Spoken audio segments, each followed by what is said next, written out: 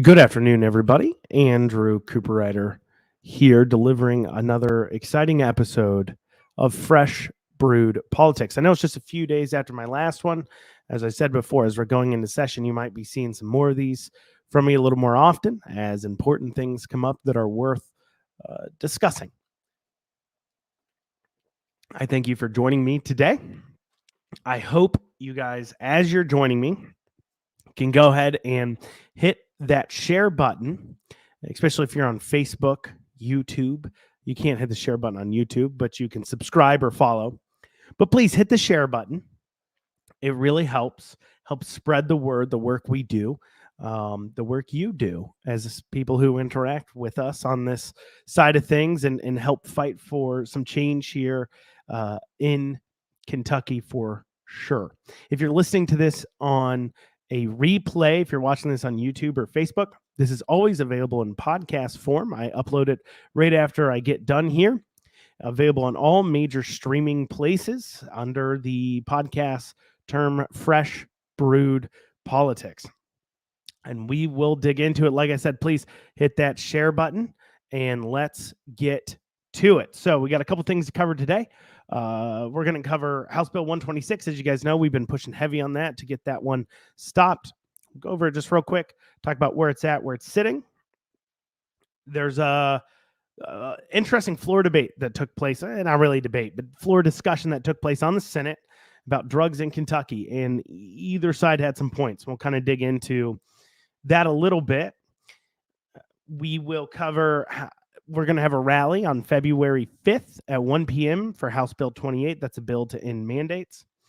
Redistricting, the House map got vetoed yesterday. I'm sure we'll see the Senate map get vetoed today.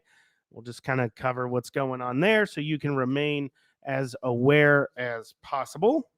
Additionally, as well, as we go into this, we have an interesting video. Somebody caught on a hot mic yelling at her husband yesterday in a committee hearing, which we'll talk about. It's just kind of funny thing.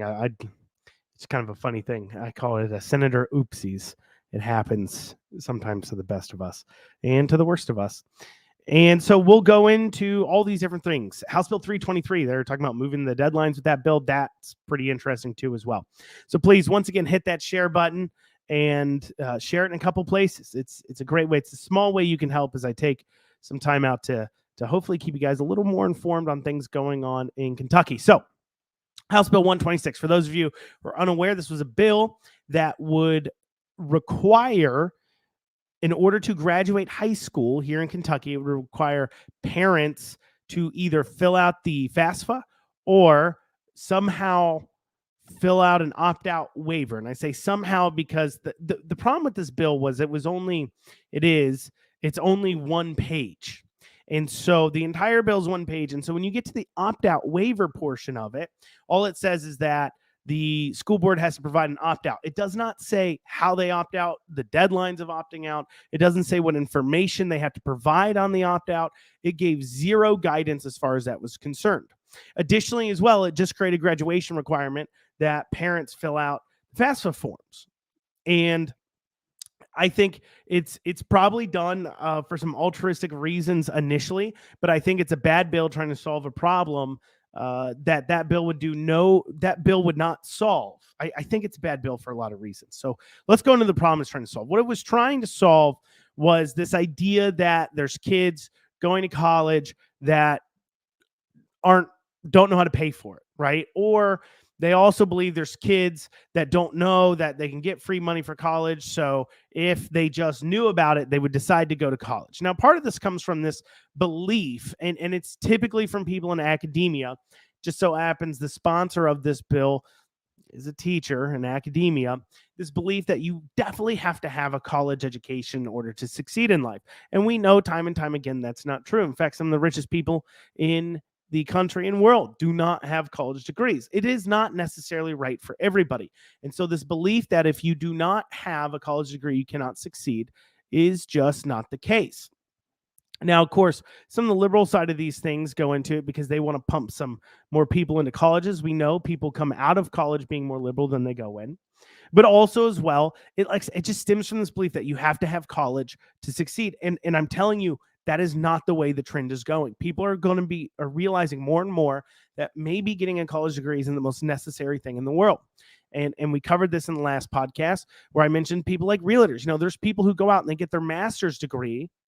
They have all this debt and they end up becoming a realtor, something you didn't even need a master's degree to do. And that's kind of an interesting conversation. But even putting that to the side, this was the idea that we need more kids going to college. We need more kids filling out FAFSA so they see that they have free money to go to college. Here's the thing. One, let's say you are a kid that can't pay for school. If you go on to the Google machine and you Google how to pay for college, literally the first result, the first thing they tell you to do is fill out the FAFSA form. So if you're a child or a student and you're trying to figure out how am I going to go to college, how am I going to pay for it, if you had enough intelligence to go Google, which I'm going to assume just about everybody leaving high school in this day and age has enough intelligence to know how to go Google. And so they can go just Google how to pay for college, and it's in the first result. So one of those things is maybe you're trying to solve a problem that doesn't exist. Maybe you think kids aren't filling out FAFSA, they don't know about it, but maybe they don't know about it because they don't want to go to college. That, of course, doesn't cross their mind. The other thing is the other thing I that concerns me about this bill, even outside of the opt-out factor, which concerns me greatly of how you would opt out, because the information FAFSA requires you to turn into the federal government is lengthy. I mean, they don't just want your income, they wanted your personal, they want your personal info, your checking, your saving account balances, your personal assets holding, all things that normally under the Fifth Amendment would take a warrant in order to get access to. You had to turn into the federal government. So not only is that an overreach, but additionally, like I said, there was no requirement what the opt-out was. What is funny is when, you can tell it's a bad bill when the people who are trying to protect it, which in this case is the bill's author, and their response is when somebody says, hey, I'm worried about turning over this information over to the government, their response is, oh, don't worry, the schools won't see this information. You can fill it out in the privacy of your own home. Well, yeah, no crap, I can fill it out in the privacy of my own home. That was never the problem in the first place. The problem is who do I turn the form into?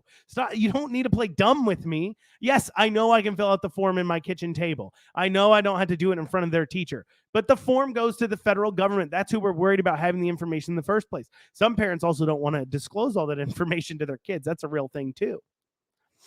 But also what the bill said, or what the bill was essentially saying was, one page, you're required to do this for graduation. However, it turns out as we started going around and seeing, trying to get people to vote no on this bill, it turned out that many of the schools are against this bill. Now, why is that? Well, for pretty obvious reason when you think about it. Do you think schools don't want to tell kids about FAFSA? Do you think that's like their goal? No, of course these schools want to tell kids about FAFSA.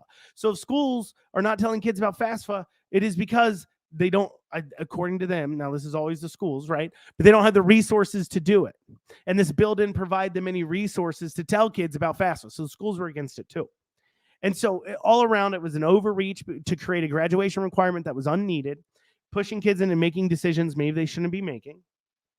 Also, it was on the worst case scenario, not worst case, but possible interpretation the scenario could have been, or what is, because it is requiring you to fill out the form or opt out, doesn't tell you how to opt out.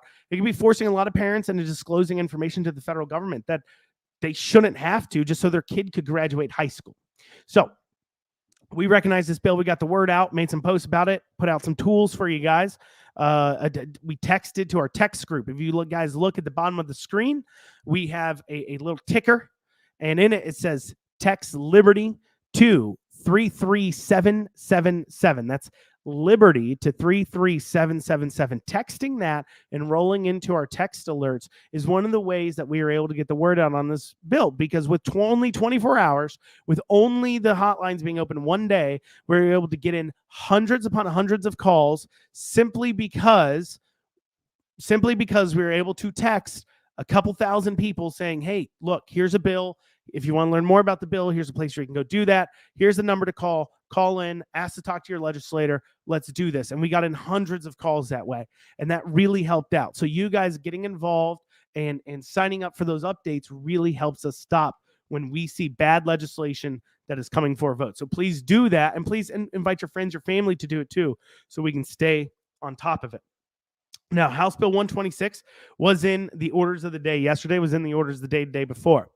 It was first noticed in the orders of the day for Tuesday. That's when we launched everything against it, and it was not pulled that day for a vote. It wasn't pulled yesterday for a vote.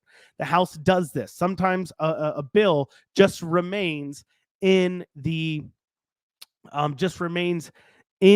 orders of the day, and by the end of the session, you have a laundry list sometimes of bills that they're never going to vote on, that were kind of dead bills that they never clear out from their orders of the day. The Senate clears out their orders of the day a little more often, but the House does not do it quite as often. And so they don't send it back to committee or anything like that. So you may keep seeing it on the orders of the day. As of right now, the word we're getting is it's not going to be voted on. But that doesn't mean we can't remain vigilant. That doesn't mean if you talk to a legislator, you should remind them to not vote for this bill. It creates an unnecessary graduation requirement that is useless. And the best case scenario, it's a useless, unnecessary added headache to getting your kids graduating high school. That's the best case scenario. Worst case scenario is it's requiring you to turn over way too much information to the federal government, and some issues there. So that's on House Bill 126. Now, let's dig into, there's an interesting floor debate that occurred yesterday in the Senate. There's on drugs, on the opioid crisis. So there was a simple bill that was put forward that would expand. So right now the state, I guess, hands out one drug to help you get off being addicted to opioids, I guess. I don't know much about it. I'm just picking up from what I could pick up. And this bill was simply to expand the drug offerings. Well, and it sparked this big debate on the floor in which Senator Schickel and I believe Hornback started really going after how we're dealing with drugs in this state. And they brought up, I'm going to be honest, they brought up some points, right? They brought up things like, with drug court, we've been handing out these pins for overdosing, these on taxpayer dimes to the partners of addicts and things like that. So if they do overdose, they can get hit with, the thing that makes people not come back from an overdose. What is it? Narcan. Thank you. Narcan, people that giving Narcan to their partners, so that way if they do overdose, it's handled, right? Narcan being administered, putting Narcan kits everywhere. Now, granted, saving people from overdosing, we're not going to say it's not saving lives. By definition, it definitely is. Talking about the needle exchange program, they talked about these things. They said, look, the drug crisis isn't getting better here in this state. In fact, it's getting worse. And to their words, they said that, are we encouraging drug use and not having people pay consequences for their actions? Now, I think bringing up things like Narcan and stuff and talking about people pay consequences for their actions, it comes across a little harsh, because what you're almost saying there is that they chose to, well, they did choose to take drugs, but you guys follow me. It's a little dark, right? However, I do think it's worth noting, and it came up a little bit in this debate, to talk and address this drug court situation. So for those of you who don't know, and I'm not saying whether it's wrong or right, it's just a fact in the state. I believe about 116 out of 120 of our counties engage in something called drug court. Basically what it is it's a type of diversion program sentencing. The judge acts as a quarterback to make sure you're following your treatments. But what it can end up doing is take two people who committed the same crime, but because one had drugs on them and the other one didn't, they get two totally different sentences. Give you an example. Let's say I get caught breaking into somebody's car. So let's say I get caught and I'm busting into somebody's car, I'm stealing stuff out of their car. And so I take those things and I get caught, but I don't have drugs on me. So I go before a judge, and there's maybe a trial or what have you. Maybe I plead guilty and I can get jail, or maybe I get something else, but I'll probably get sentenced to some time in jail. If, however, I get caught breaking into a car and I have drugs on me, and I say, well, I'm addicted to drugs and I was stealing because of my addiction, I need to feed my addiction, I can plead guilty to the break-in and then apply for what's called drug court, where essentially it's a diversion program where instead of going to jail like I would if I wasn't on drugs, instead I go into treatment programs, halfway houses, a type probation. And I'm not saying it's not strict, right? It is, but it's still, you're not in jail like you are if you committed the crime and you weren't in drug court. And so the judge basically acts as a quarterback about every 2 weeks or so. It varies, but it would say every 2 weeks or so you go into court, you meet with the judge, you take a P test, you take a drug test. The judge asks how you're doing, sees where you're going at, and at any point can then put you in jail unless you're following the steps. And it was done in order to help curb down the repeat offenders. Now, they claim it works based upon the stats, but at the same time, I also see the stats saying that we have more and more drug users and more overdoses, and it looks like we have more and more overdose deaths. So is it working or is it not? And I think that's what Schickel and Hornback, I believe is Hornback, and don't quote me on that, we're stating on the floor was, look, this isn't working. These programs are all meant to save lives, and that result is we're losing more people. We're not saving more people. And we need to take a good hard look. And listen, as a person who believes justice should be blind, the fact that if me and another person can be caught doing the same nonviolent crime, but crime like breaking into a car or what have you, but if one says it's because they're addicted to drugs and I'm just not addicted to drugs, we get two different sentences. He gets to roam free, maybe in a halfway house, maybe drug test, things like that. Meanwhile, I'm in actual jail for the entire time. That doesn't seem like justice to me. We both committed the same crime. We should get the same punishment. So it's definitely a discussion worth having. They had that on the floor. I encourage you, if you can, go back and watch that. It was interesting. Debate to hear, and it's interesting to hear where everybody lays. And of course, you're going to have a little bit difference. You're more city type legislators who see how badly the crime and have seen their crime rates skyrocket. And especially if you've had issues with it yourself, as far as crime goes, as an outcropping from drugs, they're definitely going to take a lot difference than some of the legislators who know people or have siblings or what have you that have issues with drugs. And it's and this is the other thing that's unfortunate. And I was actually texting a representative while I was watching it. And I was like, I hate when I hear legislators talk up and they're making their decisions and it's hard to fault them for it, but it's true. They're making a decision from completely personal experience, not from a point of saying, okay, what's the actual data like on this? What is it not? What is it? I mean, to legislate because you one time experience one thing that not the majority of people experience is the wrong way to legislate, in my humble opinion. So that's definitely worth going into. That's good, worth going back and watching. On February 5th, once again, we're going to have an HB28 rally. That's that bill to end mandates. We're going to be doing it up in Frankfurt. That's a Saturday, 1 o'clock. Tell your friends, tell your family members. You can go to freedomfight.us. You go to the calendar there. You can RSVP to it if you like to. Please share that out as far as that goes. Redistricting. Last night, the House map was vetoed. We should see the Senate map vetoed today. They will vote on the House map today to pass it, and it will officially become law for now tomorrow-ish, and then the Senate map would therefore follow. It's interesting to say the least that these maps come in. The new filing deadline was extended now, and it goes until Tuesday next week at 4 o'clock in Frankfurt local time. That's your deadline to go ahead and file. If you're going to file, I encourage everybody out there, look at who your representative is. If you don't like him, there's no primary opponent, file yourself. Get up there and do it. It's not hard. But it's interesting as we talk about that because the maps undoubtedly will be challenged. It's not over until the Kentucky Supreme Court sings. And there's a few interesting bills, one of which is House Bill 323. They're coming up to help deal with this. One is to say there's a couple of interesting bills. One bill is proposed to say if you want to argue on the maps in the court, it has to be done in the courts of the candidate who's trying to argue the maps are bad.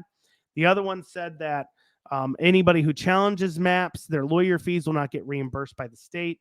And then finally, we had an interesting bill filed yesterday, House Bill 323.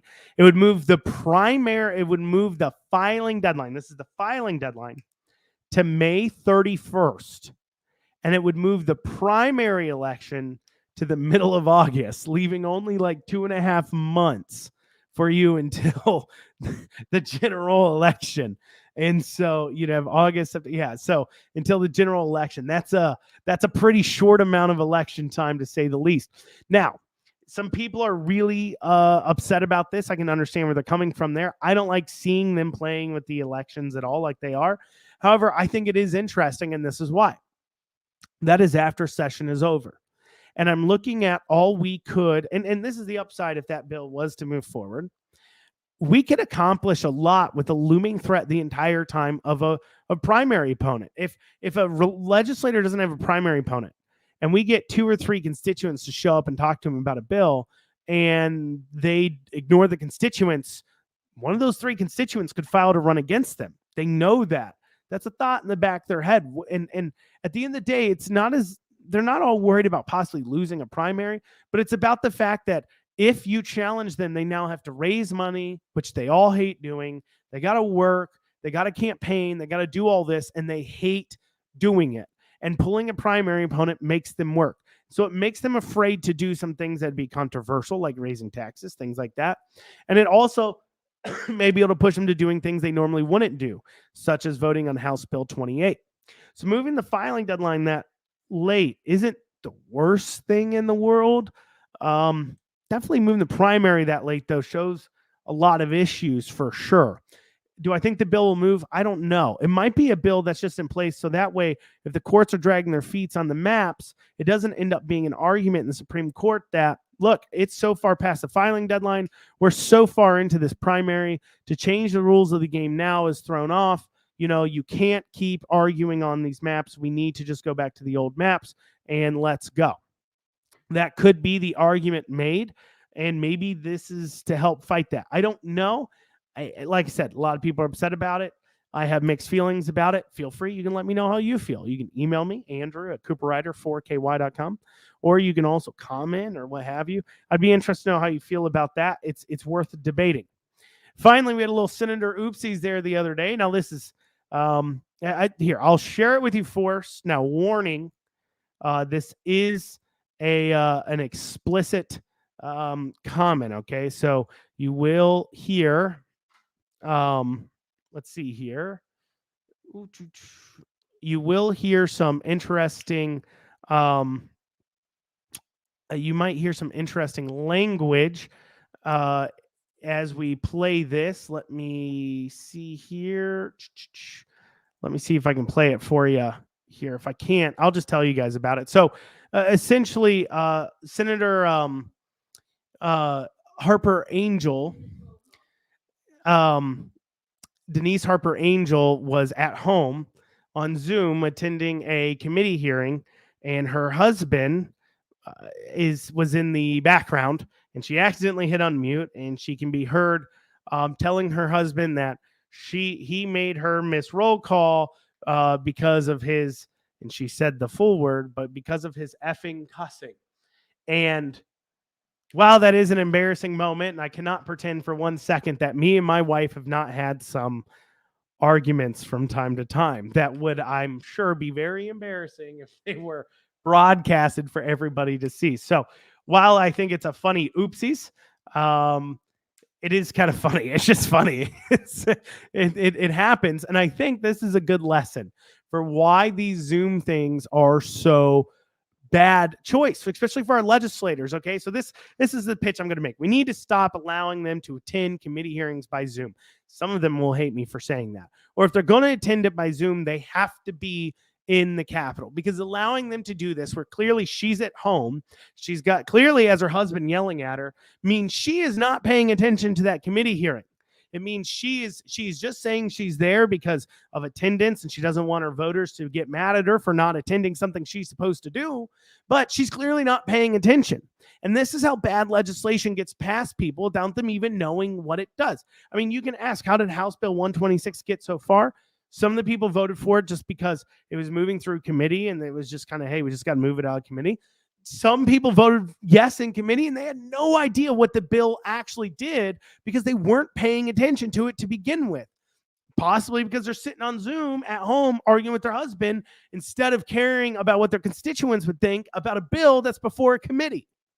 I think that's a really good reason that we need to end the allowance of Zooming from your home into committee hearings, because there's too many distractions for you to pay proper attention to what's going on. It used to be you had to be there. I believe Zoom wasn't allowed until the pandemic, of course, and then they started to allow it. So we'll see what that's about. But I listen, they need to be checked into the committee hearing when they're there.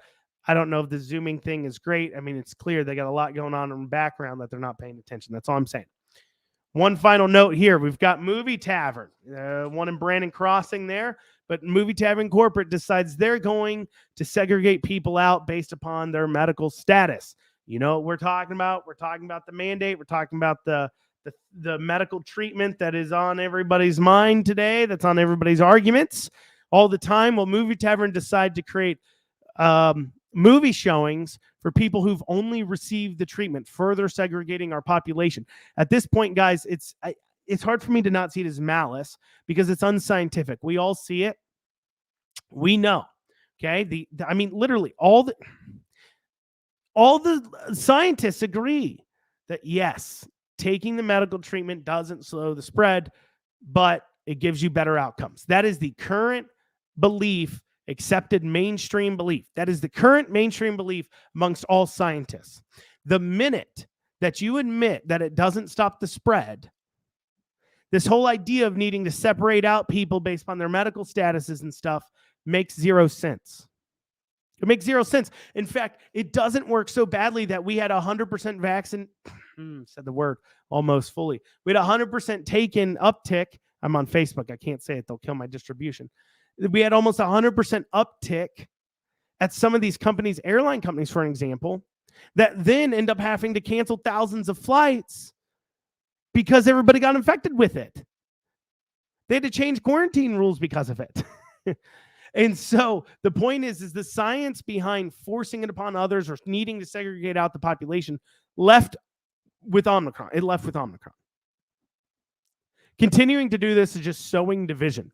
And I refuse to continue to support companies that will knowingly sow division, which is what they're doing. I know they may believe it's correct, but at the end of the day, we got to start voting with their dollars. So I encourage you to maybe choose a different theater until they change their tune. Well, thank you guys very much for joining me once again, and we'll catch you next time that I do one of these. And I hope you can share it out if you're on the podcast. Thanks for listening, and tell some friends about it.